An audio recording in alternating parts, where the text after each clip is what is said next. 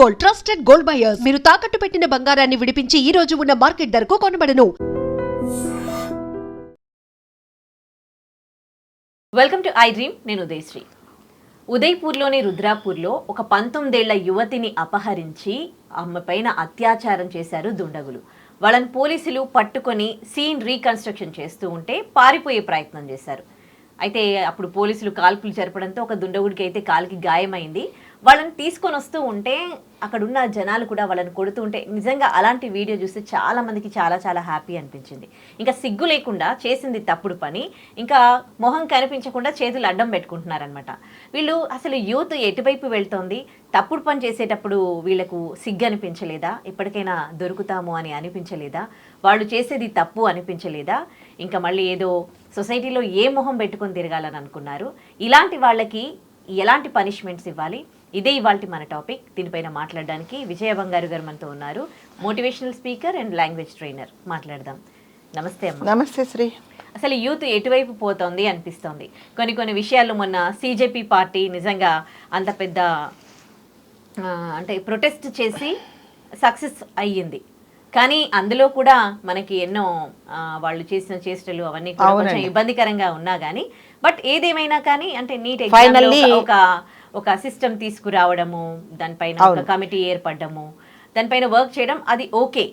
కానీ కొన్ని విషయాల్లో యూత్ని చూస్తే ఎటువైపు వెళ్తోంది అనిపిస్తోంది. అక్కడ వాళ్ళు చేసిన చేష్టలు కావచ్చు, ఇప్పుడు దీంట్లో కావచ్చు, ఒక 19 years లేడీని వాళ్ళు అమ్మాయిని అపహరించి రేప్ చేసి ఇంకా సిగ్గు లేకుండా పోలీసుల మీదకి కాల్పులు జరిపి, అంటే వీళ్ళకి చట్టాలు అంటే భయం లేకుండా అయిపోతుందా? అసలు వీళ్ళు ఏ మొహం పెట్టుకొని బయట తిరుగుదాం అనుకున్నారు? ఇలాంటి వాళ్ళకి ఎట్లాంటి పనిష్మెంట్స్ ఇవ్వాలి? నిజంగా అట్లా వాళ్ళ నిజంగా ఆ వీడియో చూస్తే నాకు అసలు అక్కడ వరకు మనకి వీలు కాలేదు కానీ మనం కూడా ఒక దెబ్బ వేసేవాళ్ళం అట్లా అనిపించింది అనమాట. అసలు అంటే వీళ్ళు అంత ధైర్యం అనేది వీళ్ళకు ఎట్లా వస్తుంది? వీళ్ళు ఎందుకు ఇట్లా తయారవుతూ ఉన్నారు? యూత్ అన్నారు కదా, యూత్ ఎటు వెళ్తుందంటే యూత్ అంతా ఈ కాలంలో ఇప్పుడు మరి ముఖ్యంగా ఒక 2-3 సంవత్సరాలు 4 సంవత్సరాల నుంచి ఎటు వెళ్ళకూడదో అటు వెళ్తుంది. ఎటు వెళ్ళకూడదో, ఎటు వెళ్తే మనకు జీవితాలు సర్వనాశనం అయిపోతాయో, సో మిమ్మల్ని మీరు నాశనం చేసుకోవడమే కాకుండా మీ ఫ్యామిలీని కూడా ఎలా నాశనం అవుతాయో ఆ దారిలో వెళ్తున్నారు. ఏది చేయకూడదో అది చేస్తున్నారు. అంటే చెప్తున్నా కదా, ఈ కాన్సిక్వెన్సెస్ ఎవ్వరు ఏమి ఆలోచించట్లేదు. నాకు ఇప్పుడు ఇది చెయ్యాలి, చేసేస్తా అంతే, దాని తర్వాత చూసుకుందాం. ఏమవుతుంది తీసుకెళ్తారు, జైల్లో వేస్తారు, కొన్ని రోజులు ఉంటా, ఎవడో ఒక తలమాసినోడు వస్తాడు, మళ్ళీ నాకు ఒకరి అదేంటి బెయిల్ ఇప్పిస్తాడు, బయటకు వస్తా అనేది. ఎందుకంటే మన దగ్గర భయం భక్తి ఏమీ లేదు ఏం జరిగినా. కానీ మనం ఇప్పుడు మీరు చెప్పిన ఇన్సిడెంట్లో మాత్రం నిజంగా పోలీసు వాళ్ళను కాకుండా పబ్లిక్ని కూడా మనం అప్రిషియేట్ చేయాలి.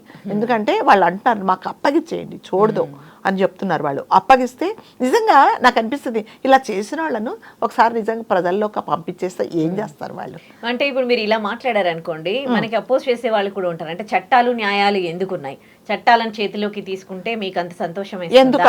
ఎందుకంటే చట్టాలు న్యాయాలు నిజంగానే మనం చట్టాన్ని గౌరవించాలి.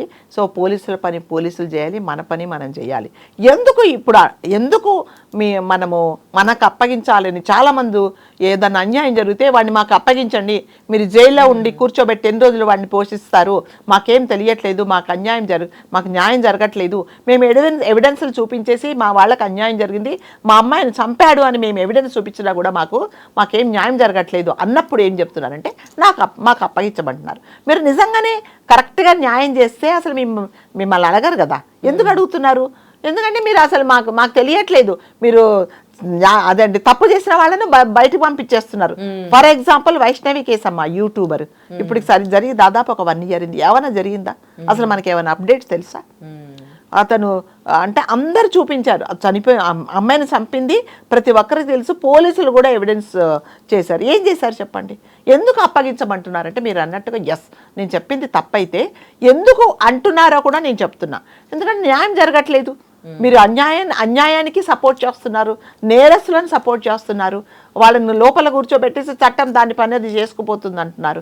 కాబట్టి మాకు అప్పగించండి అని చెప్తున్నారు అనమాట. అంటే మరి వాళ్ళకి ఎలా న్యాయం జరుగుతుంది మీరు చెప్పండి? ఇప్పుడు నిజంగా వైష్ణవి కుటుంబానికి ఏమైనా న్యాయం జరిగిందా? ఏం జరగలేదు. ఎన్నో మనం అంటే మన కళ్ళ ముందు ఎన్నో అన్యాయాలు జరుగుతున్నా కూడా మనం ఏమంటున్నామంటే మనం హెల్ప్లెస్ కండిషన్లో ఏం మాట్లాడలేకపోతున్నాం, ఏం చెప్పలేకపోతున్నాం. సో కోర్టుకు వెళ్ళాలి, ఆ కోర్టు తీర్పు ఎప్పుడు వస్తుందో తెలియదు, కోర్టుల చుట్టూ తిరగాలి. కాబట్టి ఎంతోమంది తల్లిదండ్రులు మనము వాళ్ళ పిల్లలు పోగొట్టుకుని వాళ్ళ సంసారాలు నాశనమైనా కూడా కోర్టుల చుట్టూ తిరగలేక వదిలేస్తున్నారు. ఎందుకంటే న్యాయం జరగట్లేదని. ఇప్పుడు న్యాయం జరగడానికి ఒకవైపు చాలా టైం పడుతుంది. ఆ న్యాయం కూడా ఎలా ఉంటుంది అని అంటే కఠినమైన చట్టాలు మన దగ్గర లేవు. ఇవన్నీ కూడా ఇక దీంతో అందుకోసమని కొంతమంది కొన్ని సందర్భాల్లో నేరస్తులు ఎలా మాట్లాడతారు తెలుసా? చాలా కేసెస్లో మనం విన్నాం, ఏంటి నేను చంపితే మళ్ళీ 4 రోజులు జైల్లో కూర్చుంటాను, 6 నెలలు జైల్లో కూర్చుంటాను, బయటకు మళ్ళీ వస్తా, బెయిల్ పైన బయటకు వస్తాను. ఇలాంటి మాటలు ఎన్ని సందర్భాల్లో మనం వినలేదు. అంటే ఏ ధైర్యంతో వాళ్ళు అలా మాట్లాడుతున్నారండి? అంటే చట్టాలు స్ట్రాంగ్ లేవనే కదా. అంటే వాడు కత్తి తీసుకొని చంపేసిన తర్వాత కూడా నేను జైలుకి వెళ్తే కూడా మళ్ళీ వస్తా అని చెప్తున్నాడు. అంత ధైర్యం ఎవరిచ్చారు? ఆ ధైర్యాన్ని రీసెంట్ గా ఇంకో కేసులో 7 మందిని చంపాడు. అవును, అతను కూడా అన్నట్టుగా ఉన్నాడు. అవును, అదే అంటే వాళ్ళు ధైర్యంగా చంపాను, మిమ్మల్ని ఫ్యామిలీని మొత్తం చంపేస్తాను, ఏం చేస్తారు ఎవరు చూస్తే నేను వెళ్ళినా, ఒకవేళ నేను జైలుకి వెళ్ళినా మళ్ళీ వచ్చేస్తా. షాబాద్ కేసు. సో అది మనం చేసాం ఆ వీడియో. అంటే అవన్నీ ఎందుకంటే భయం లేదు మన దగ్గర, ఎటువంటి కఠిన శిక్షలు లేవు, ఏమీ లేవు. సో మనమేమో అసలు అన్యాయం జరిగిన వాళ్ళని ప్రొటెస్ట్ చేస్తాము, అక్కడికి వెళ్తేనేమో అన్యాయం చేసిన వాళ్ళని ప్రొటెస్ట్ చేస్తున్నారు. వాళ్ళని ప్రొటెస్ట్ చేసే వాళ్ళు ఉన్నారు, ఎంతోమంది పలుకుబడి ఉన్న వాళ్ళు రాజకీయ నాయకులు ఫోన్లు చేసి వాళ్ళని బయటకు పంపించేయమంటున్నారు. కాబట్టి మరి అన్యాయం జరిగిన వాళ్ళకు న్యాయం ఎక్కడ జరుగుతుంది? కాబట్టి కడుపు మండి ఏం చేయాలో అర్థం కాక మాకు అప్పగించండి అని చెప్తున్నారు. ఇప్పుడు మనం చెప్పిన కేసులో కూడా 19 సంవత్సరాల అమ్మాయిని ముగ్గురు కలిసి కిడ్నాప్ చేసి ఆమెకు ఒక నరకాన్ని చూపించి చంపేసిన తర్వాత వీళ్ళని పట్టుకుంటే వాళ్ళు ఎదురు కార్పులు పోలీసులనే కాల్చబోయినప్పుడు వీళ్ళు ఏం చేశారంటే ఒక అతనికి మాత్రమే కాలికి ఏదో దెబ్బ తగిలింది. మరి నిజంగా మీరు చెప్పండి, అన్యాయం జరిగిన వాళ్ళు అన్యాయం చేసిన వాళ్ళు రోడ్డు మీద వెళ్తూ ఉంటే మనము ఏం చేయాలనిపించదా? మనం కూడా మనుషులమే కదా, ఎందుకు అనిపించదు చెప్పండి? అందుకే వాళ్ళందరూ అంటారు మాకు అప్పగిచ్చేసేయండి, మేము ఇది చేసి అంటే మాకు అప్పగిచ్చండి అని ఎవరు ఎందుకు అడుగుతున్నారంటే మీ వల్ల అవ్వటం లేదు, మీ వల్ల న్యాయం జరగటం లేదు. కాదండి, ఈ పిల్లలు ఇప్పుడు అంటే వాళ్ళు కూడా పిల్లలేం కాదు, వాళ్ళు పెద్దవాళ్ళే. వాళ్ళు ఎలా ఇంట్లో పెరిగి పెద్దదవుతూ ఉంటే వీళ్ళకి ఇట్లా సంస్కారం ఏమీ లేకుండా ఇలాంటి పాడు తిరుగుళ్ళు, చెడు పనులు చేస్తూ ఉంటే ఇంట్లో వాళ్ళకి తెలియట్లేదు అని అంటారా? లేకపోతే మార్చలేక వాళ్ళు ఒక నిస్సహాయ స్థితిలో ఉన్నారంటారా? అంటే ఇది రెండు ఉండొచ్చు అండి. అంటే ఇంట్లో వాళ్ళు చెప్పొచ్చు, చెప్పకపోవచ్చు. చెప్పినా కూడా ఇప్పుడు వినే పరిస్థితులు ఎవరున్నారు చెప్పండి? ఏంటి నా గురించి చాలా ఇది అవుతున్నావు, జైలుకి వెళ్తే నాకు బయటికి రావాలో ఎలా రావాలో తెలుసు అంటున్నారు పిల్లలు. నాకు తెలుసు, నాన్న ఇలా చేస్తున్నావు, నువ్వు పలానా అమ్మాయిని ఇలా చేసావట, ఏదైనా కేసు అవుతుంది, జైలుకి వెళ్తే నువ్వేమి ఇది కాకు, నేను జైలుకి వెళ్తే కూడా నాకు రావాలి, నాకు చాలామంది దోస్తులు ఉన్నారు, నాకు చాలామంది నన్ను తప్పించే వాళ్ళు ఉన్నారు, నాకు ఒక లాయర్ ఉన్నాడు, నన్ను తప్పిస్తాడని ధైర్యంగా మాట్లాడుతున్నారు. ఎందుకంటే అన్నిటికీ రెడీ అయిపోతున్నారు.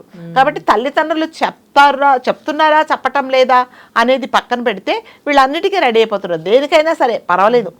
ఎందుకంటే మీకు అక్కడికి వెళ్ళిన తర్వాత కూడా పెద్ద శిక్షలు ఏమి ఉండట్లేదు, తొందరగా బయటికి రావడానికి మీరు అన్ని గ్రౌండ్ అంతా ఏర్పాటు చేసుకొని లోపలికి వెళ్తున్నారు అనమాట.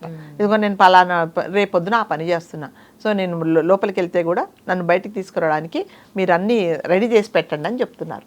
కాబట్టి తల్లిదండ్రులు చెప్పటం లేదంటే కొంతమంది అయితే చెప్పట్లేదు, కొంతమంది నిజంగానే చెప్పట్లేదు. ఎందుకు అంటే సమస్య అనేది వాళ్ళ తలుపు తట్టట్లా, వాళ్ళ వరకు వస్తే వాళ్ళు ఇది చేస్తున్నారు. ఎంతసేపు వచ్చేసి అబ్బాయిలకే చాలా జాగ్రత్తలు చెప్తున్నారు, కానీ ఆ అబ్బాయిలకి ఏమీ చెప్పట్లేదు. చెప్పినా కూడా వినట్లేదు, కొండకు వినట్లేదు, కొన్ని చోట్ల చెప్పట్లేదు కూడా. ఎందుకంటే మా అబ్బాయి ఇంకొకటి ఏంటంటే ప్రతి తల్లిదండ్రికి ఒక నమ్మకం ఏంటో తెలుసా?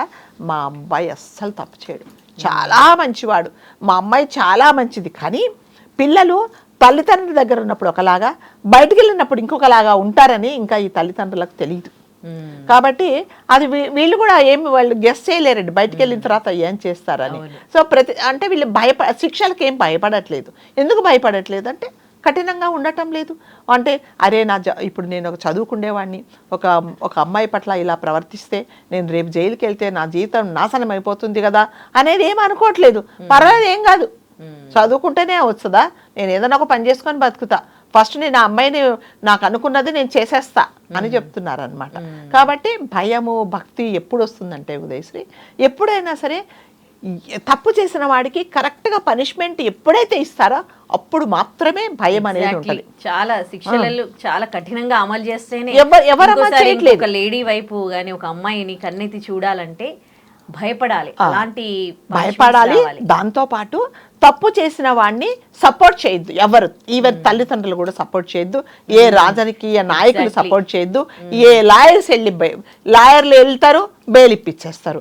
కానీ అదే అన్యాయము నీ ఫ్యామిలీలో ఎవరికైనా జరిగితే అప్పుడు నీకు ఎంత బర్నింగ్ గా ఉంటది అనేది ఎవరు ఆలోచించట్లేదు. ఎందుకంటే వాళ్ళకి డబ్బులు ఇంపార్టెంట్. వెళ్తున్నారు అంటే అందరు లాయర్లు, కొంతమంది నిజంగా చాలా మంచి సిన్సియర్ లాయర్స్ ఉన్నారు, కొంతమంది ఏం చేస్తున్నారంటే డబ్బులు వెళ్తున్నారు, వాడికి బెయిల్ ఇప్పించేస్తున్నారు, ఏదో ఆ కారణాలు ఈ కారణాలు చూపిస్తున్నారు, బెయిల్ మీద వస్తున్నారు, వచ్చిన తర్వాత వాడి పనులు వాళ్ళు చేసుకుంటున్నారు. నాకు తెలిసి ఇలాంటి వాళ్ళకి వీళ్ళ తరపున వాదించడానికి అడ్వకేట్ కూడా ముందుకు గవర్నమెంటే పెడుతుంది కదా, కోర్టే సారీ వాళ్ళే అపాయింట్ చేస్తారు. కొంతమంది ఏం చేస్తారంటే బాగా డబ్బులు ఉండే వాళ్ళు లాయర్లను పెట్టుకుంటారు. మనము లాస్ట్ 2 months ago ఒకటి చేసాం. ఒక అతను పాపం టీ తాగుతూ ఉంటే, కార్ దగ్గర నిల్చొని టీ తాగుతూ ఉంటే ఒకడు వచ్చి కొట్టేస్తే అక్కడ స్పాట్లో చనిపోయాడండి. చనిపోతే తల్లిదండ్రులు మొత్తుకుంటూ కేసు వేస్తే ఒక వారం రోజుల్లోనో 15 daysలోనో బయటకు బెయిల్ మీద వస్తూ ఉంటే తల్లిదండ్రులు పరివారం మొత్తం వెళ్ళి పూలదండలేసి బాజా భజంత్రులతో తీసుకొచ్చారు. సిగ్గుండాలి కదా, సిగ్గు అనేది ఉండద్దా తల్లిదండ్రులకి? మరి బెయిల్ ఇచ్చిన వాళ్ళకి ఉండద్దా? ఐఎమ్ సారీ టు సే, నేను బెయిల్ ఇచ్చిన జడ్జి గారికి తెలీదా ఎంత ఒక నిండు ప్రాణాన్ని బలి తీసుకున్న వాడికి నువ్వు ఎలా ఇస్తావు కదా? బెయిల్కి అప్లై చేసిన లాయర్కు తెలియద్దా? అంటే ఇదేదో విజయం సాధించామనేసి పూలదండలేసి ఓపెన్ కార్లో పైన నిల్చోబెట్టి డప్పులు వాయించుకుంటూ తీసుకొస్తే పాపం ఆ తల్లిదండ్రి, కొడుకును కోల్పోయిన తల్లిదండ్రి గుండెలు బాదుకుంటూ ఏడ్చారు. న్యాయం జరిగిందా మరి వాళ్ళకి? మరి అలాంటప్పుడే కదా మాకు అప్పగించమని చెప్తున్నారు. మరి అది నిజంగా అతను మంచి పని చేశాడా? ఇందులో ఎవరెవరు బాధ్యులు?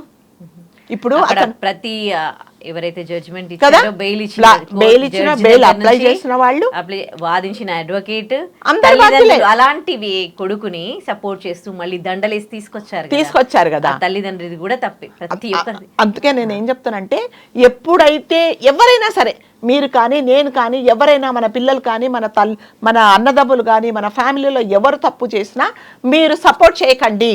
ఎస్, నువ్వు తప్పు చేసావు, నువ్వు పనిష్మెంట్ అనుభవించాల్సిందే అని ఉన్నప్పుడు మాత్రమే ఇది ఉంటుంది. ఇప్పుడు మీ ఎవరో వెళ్తుంటాడండి, రోడ్డు మీద వెళ్తుంటాడు, వాడు ట్రాఫిక్ పోలీస్ అతను పట్టుకున్నాడు, నీకు లైసెన్స్ లేదు, నీ ఏజ్ ఇంత, నువ్వు కనీసం నీకు 13 ఏళ్ళు లేవు, ట్రాఫిక్లో వెహికల్ ఎందుకు తీసుకొచ్చావంటే, ఒక నిమిషం ఆగు, వాడు పొగరగా చెప్తాడు, ఫోన్ చేస్తాడు వాళ్ళ నాన్నకు. చేయంగానే ఆ నాన్న ఏం చేస్తే పోలీస్ స్టేషన్ మా వాడిని వదిలేసేయి అంటాడు. మరి అంటే వదిలేసేయని నువ్వు చెప్పబట్టి వాడికి భయం లేదు. రేపొద్దున మళ్ళీ వెళ్తాడు, అరే నువ్వు 12 సంవత్సరాలే, నువ్వు ఎందుకురా, ఎవర్రా నువ్వు, ఎందుకురా వెహికల్ తీసుకొని వెళ్ళావు, సో సార్ ఏం పనిష్మెంట్ ఉంటా ఇవ్వండి వాడికి, అప్పుడు బుద్ధి వస్తుందని తండ్రి చెప్తాడా? చెప్పడు. ఫస్ట్ వాడు తీసుకురా అంటారు. మరి అలాంటప్పుడు ఏం చేస్తారు చెప్పండి? కాబట్టి తప్పు చేస్తున్నప్పుడు సపోర్ట్ చేస్తే ఇంకా వాడు ఇంకా తప్పులు చేస్తే ఇంకా పెద్ద ఈ రోజు ఈ తప్పు చేస్తాడు, రేపొద్దున ఇంకొకరికి గుద్దేస్తాడు. అదే కదా. కాబట్టి అంటే ఇప్పుడు ఎప్పుడు మార్పులు రావాలంటే ప్రతి ఒక్కరు మారాలి, తల్లిదండ్రులు మారాలి. క్రిమినల్ను నేరం చేసిన వాడిని ఎవరు సపోర్ట్ చేస్తారో వాళ్ళందరూ ఒకసారి వాళ్ళ గుండె మీద చేతులు వేసుకొని, ఈ తప్పు, ఇదే అన్యాయము, నా ఫ్యామిలీలో నా పిల్లలకో లేకపోతే నా వాళ్ళకో ఎవరికైనా జరిగితే, నా అన్నదమ్ములకో జరిగితే నేను ఎంత బాధపడతానని ఎవరైతే ఆలోచిస్తారో వాళ్ళు ఇట్లాంటి వాళ్ళని సపోర్ట్ చేయరు. ఇలాంటి వాళ్ళని సపోర్ట్ చేసిన అన్ని రోజులు మీరు అంటారు కదా, యూత్ ఎటు పోవాలో అటు వెళ్ళిపోతున్నది. యూత్ ఏం ఆలోచించట్లేదు, ఎటు కావాలంటే అటు వెళ్ళిపోతున్నారు యూత్. కాబట్టి దాన్ని ఎవరు మార్చాలి అని అంటే, ఎస్, నిజంగానే ప్రతి ఒక్కరూ మారాలి, తల్లిదండ్రులు మారాలి. తప్పు చేస్తే నువ్వు తప్పు చేసావని నీ కొడుకునైనా నువ్వు శిక్షించమని చెప్పినప్పుడు మాత్రమే ఉండాలి. ప్లస్ రాజకీయ నాయకులు ఉంటారు కదా కొంతమంది, వాళ్ళు ఎంత ఫోర్స్ చేస్తారంటే ఇలా నువ్వు వెళ్ళంగానే బయటకు తీసుకొచ్చేస్తారు. అంటే వాళ్ళ పిల్లలు తప్పు చేసినా కూడా అంతే, వాళ్ళు తప్పు చేస్తే అసలు అది కనిపించదు. అంతే మీడియా వాళ్ళ కళ్ళు తుడుచోడానికి పబ్లిక్ వాళ్ళని సాటిస్ఫై చేయడానికి 2 రోజులు ఉంటుంది. దాని తర్వాత ఆడు బయటకు వచ్చేస్తాడు. బయటకు వచ్చిన ఏ ఫారిన్ కంట్రీకో పంపిస్తారు, అయిపోయింది, కేసు క్లోజ్. కాబట్టి ఇందులో మారాలి అని మీరు అడిగారు కదా, ఎవరు మారాలి మీరు చెప్పండి.